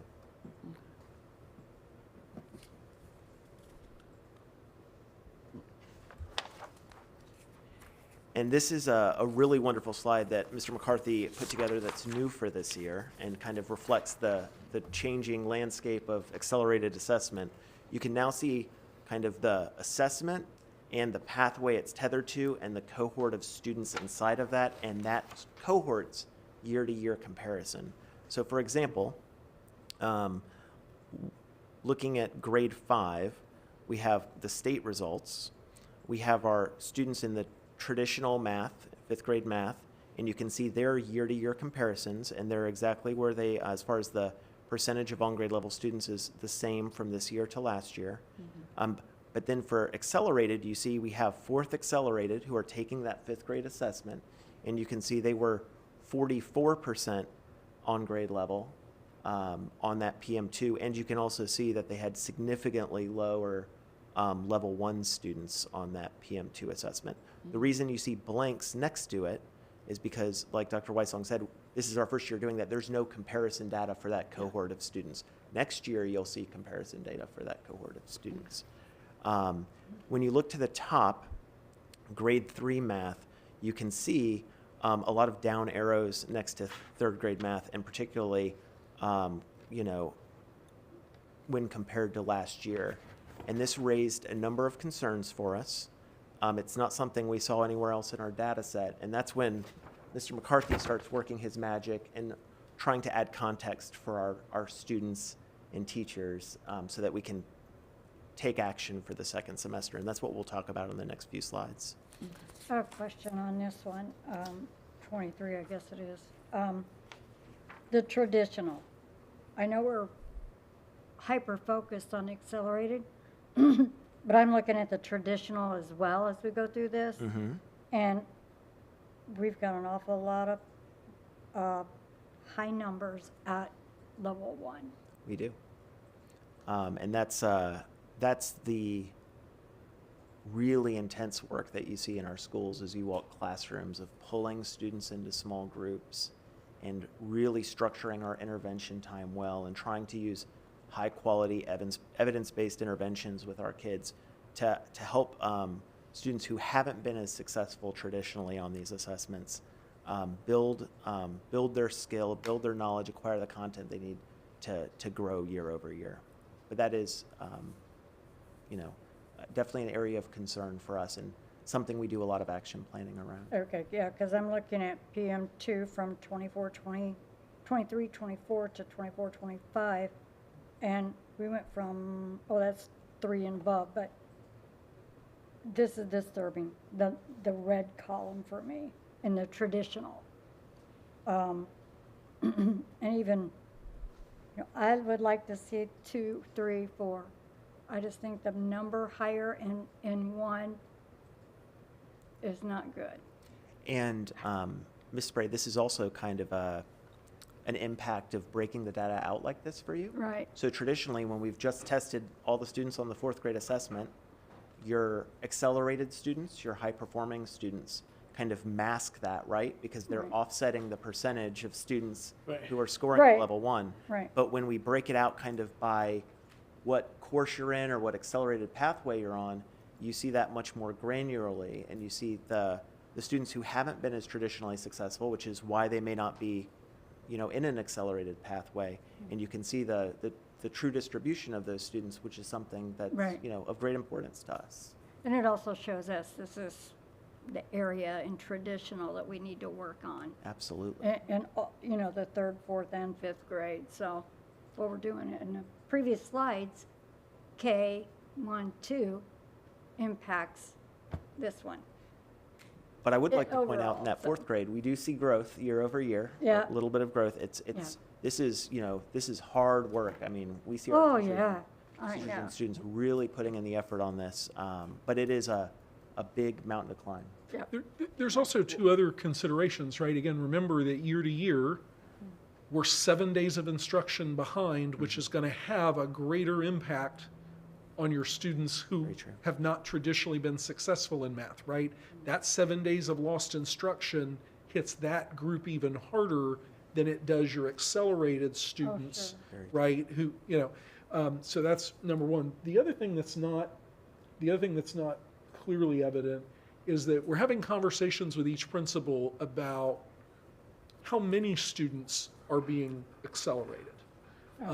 And, if you only accelerate your level 5 students, you're not giving that many kids the opportunity. So accelerate your 4s. And then why not your 3s, Right. right? And some schools are further along than others. Again, when we have high expectations and we provide good support, students tend to rise to the occasion. And so the conversation is, how do we give more kids the opportunity to try acceleration? And so as more students go to that path, the students that are left in traditional are more likely to be at that level 1 or level 2. Right. Now, the advantage to that is then those students are getting even more focused support because your teacher's not differentiating across a wider Right. skill range. But it does take time. Okay. I think what's interesting. So I get the year to year, but it's 2 different cohorts, 2 different kids, right? Yeah. So the reality is we've got to look at third grade from 2023-24, how are they now doing in fourth grade, right? Those are the numbers we've got to see Yeah. and see where they, and so you can't really do it on this particular Slides. chart, but that's the reality is yeah, we gained PM2 from 23 to 24, 24, 25, we gained 2%. I'm looking at fourth grade traditional, right? We gained 2%, but those are two different groups of students. So what did that fourth grade do last year in third grade? Well, what it did was 25%, right? Was 23, 24, third grade is now your fourth grade now, right? Right. Yeah. So that to me is where we got to see some of the change, and I do think it's affected by, no doubt, it's a week and a half worth of schooling that they've missed. There's no question about that. But I think that's where we kind of have to look at. One of the other things in this question, that I don't know if anybody's gonna have an answer on this. It is kind of weird to see though, third grade and across the state, in our traditionals, in our accelerated, those changes, right? Like it's all gone down. So it's interesting to see It's statewide. what's happening, right? And I would suspect a lot of that has to do with missing class time, right? Like for us personally, but across the state, there's a lot of schools affected, you know, by the hurricanes. So I don't know, it's just kind of interesting to see that data. Right. Like why? Right. What happened last year, this year, you know what I mean? It is, and now when you think, I mean, again, we've, other than the fact that it's chilly in here, we've had a normal operating week of school, right? But our neighbors in the Panhandle, many of them Sure. have lost the entire week of instruction. Yeah. And now they have to pick up the pieces, and that's why the comparison is tough. And Chairman, you're right about the cohort concept. Again, very hard to do in math because of the acceleration. But if you'll remember, like last year after PM3, we celebrated in reading that our kindergartners outperformed the state average, and that we hadn't traditionally seen that in Manatee. So we're watching that first grade group close, right? Because we want to keep that trajectory going. So I think it's a little bit easier to look at in ELA than it is in math. Yeah. And again, going year to year, like this is what we talked about, I think, on Tuesday, is like how many kids are coming in to our district that were never here. Right. Right? Right. And maybe we didn't even have them in third grade. Now we got them in fourth grade. And then what, you know, how are they even ready for that? So, Yeah. Absolutely. a lot of factors. So looking at that third grade data, like I said, was the biggest outlier for us as a system on kind of decreases in student performance year over year. And just as a refresher from earlier in this presentation, Mr. McCarthy kind of walked you through how these adaptive tests work, and in particular, what happens if a student misses the first few questions. So one of the things that Mr. McCarthy and his team do, which is, again, some of the data magic they work for our schools and for us as a system, is they also analyze, in addition to the benchmarks and the assessments and pump all this out, they analyze the question distribution that students receive. So what types of questions do students get, and where do they get them in the test? And so he does an amazing analysis of this for every test. And as he did that analysis, which is something he normally does as part of his routine evaluation of our PM data, something really stood out about third grade. And so that's what this is a very noisy slide, and I apologize for that, but that bottom table, so the top is just a slice from the prior slide where you see the third grade data.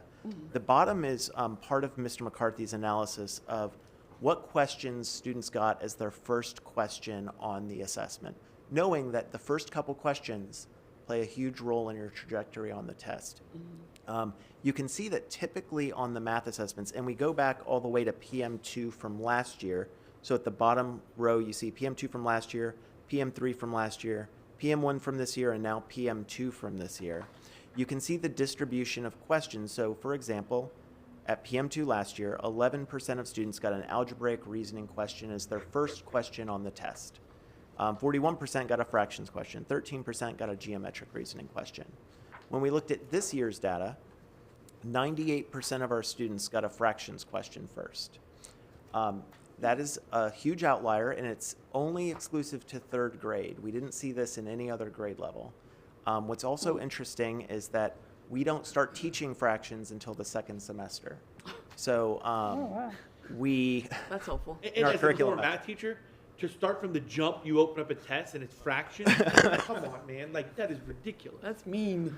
Especially in third grade. I don't remember doing Kidding? fractions in third grade when I was in school, but I guess, I mean, our kids are very smart. Come on. And if they've got letters in it, come on. You know what I mean? Especially letters. Okay, I still struggle with fractions with letters in it, so, yeah.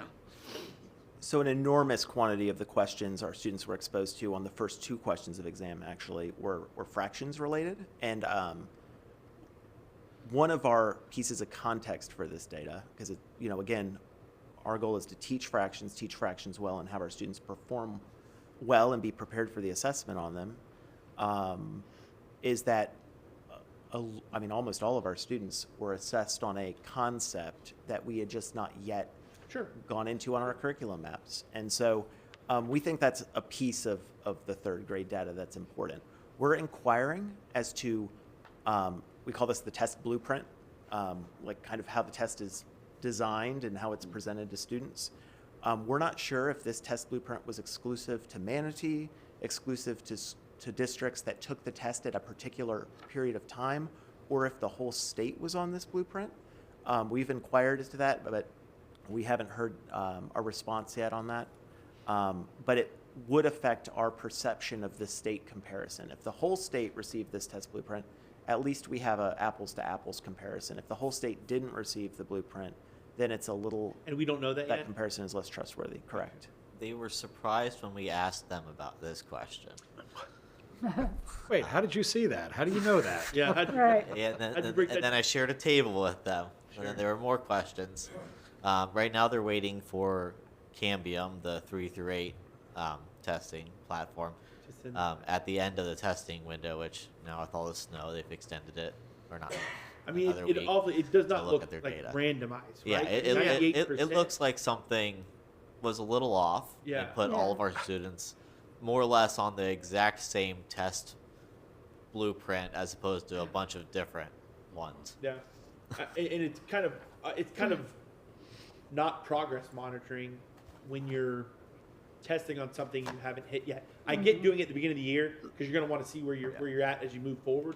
The progress monitoring is how are we progressing with what we've learned, not how are we progressing with what we haven't learned. If you haven't learned fractions until second semester, how you test it just doesn't make sense. So just, I'm glad at least that you can see this data. This is great. This is an improvement from the FSA where we couldn't, we're giving the test, the kids like miss this question's wrong. We're not even allowed to look to see that the question's wrong. We don't know what variations they have. We know nothing about it, and we don't get to see the test when they're done either. So there's no way for us to know whether the test was flawed, if they were throwing things at them that, this isn't even in our curriculum for the year. It's not in our standards. There's no way for us to know. So the fact that you're at least able to see this data and see that, hey, you just threw fractions at almost every one of our kids when they haven't learned that yet, I think that's at least a huge benefit for us and for our teachers.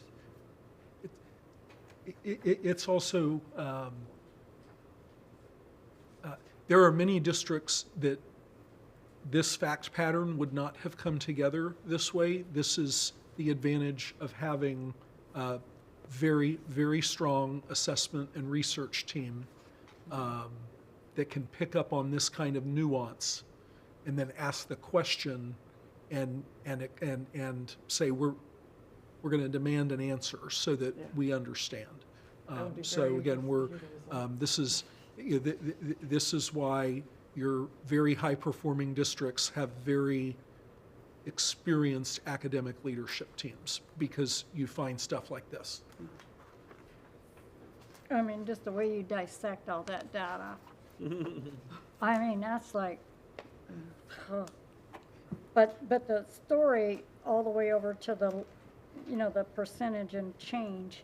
I mean, just look, even the state went down.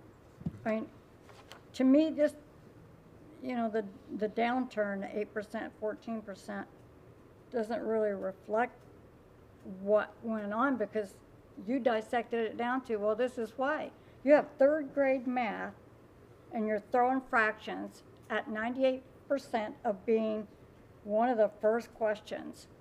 So that doesn't sit well, I guess would be the term, you know, so anybody looking at this data should look at that part too, that this is third grade, like you said, we didn't do fractions in third grade before.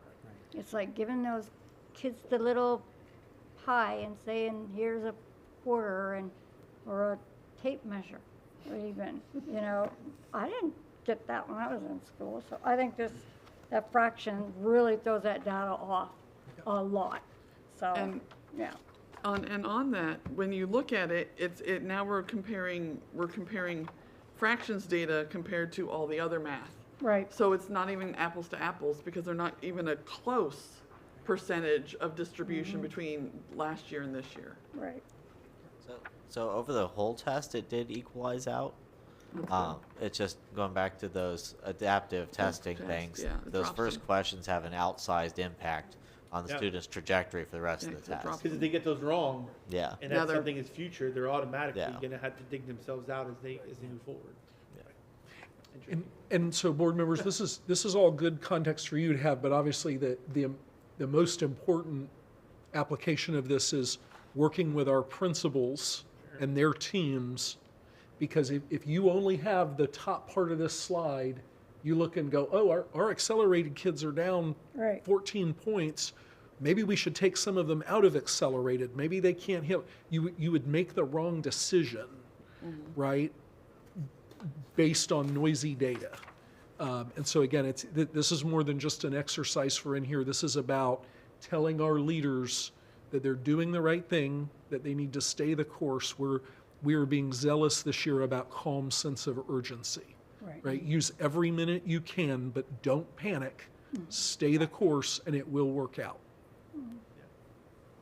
I just want to say, court reporter's up there and ready. Okay. So, just Oh. for the yeah, board to know, we only got 4 or 5 more slides, Yeah. so. Okay, Oh, for our, yeah. our other, And this was probably the biggest surprise of them all in the data set. Yeah. Again, this is your consolidated 6th, 7th, and 8th grade data, so you will see some lot of 5A change data there. consolidated in this. But you'll also see the movement of our accelerated 6 students out of this data set. And you can see kind of PM1 to PM2 growth. Awesome. You can see PM1 to PM2 growth separated by district operated and charter schools. Again, I think some of the differences in performance you see in 7th grade have to do with where different schools accelerate students. So 7th grade is, not a lot of our accelerated students are taking a 7th grade exam. They're either in the 6th or 8th data set. So we look very low there compared to the state and charter, but it's because our accelerated students are in the 6 and 8 buckets instead. Great.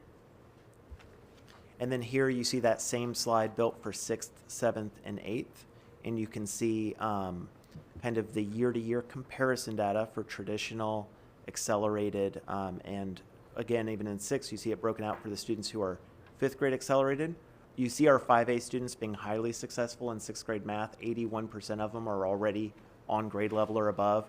18% are level 2, and Spray, to your point, 0% are level 3 in that, or level 1 on that Right. That's chart. the first thing I looked at. Being highly successful in that course. And then you can see good growth, good comparisons compared to last year. And I would say you may note that -11 next to 6A. There's a difference between those two cohorts. Our 6A cohort last year was pretty pure. This year we've accelerated a lot of students into that 8 exam Right. out of there. So Right. your most accelerated kids are no longer in that data set, which is why you see a From last decline there. That's great. Yeah. And this is the last slide. This is what we do in response to the data. We've talked a lot about this already, but we are reviewing the data. Our teachers are working through it. Our principals are working through it, both in data at the schools and at the district level. We've had a principals meeting, like Dr. Weissong said. We'll be doing an assistant principal training. We actually just moved that back to the very beginning of February, so they have their English data as well. And then we have action planning happening at all schools.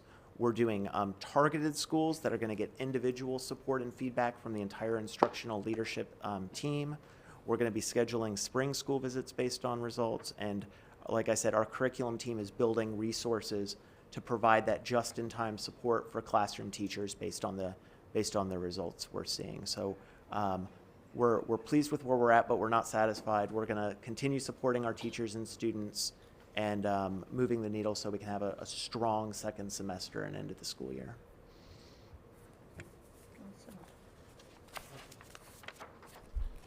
Great. That was a lot. That was great work. Thank you.